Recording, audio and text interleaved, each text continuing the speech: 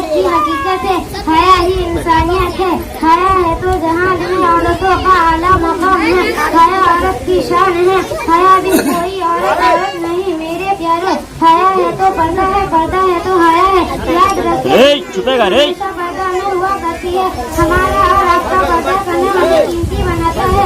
याद रखे बिना पाबंद की तकलीफें चीटियाँ लग जाया करती है। बिल्कुल उसी तरह बेहयाओं की नहीं लगता।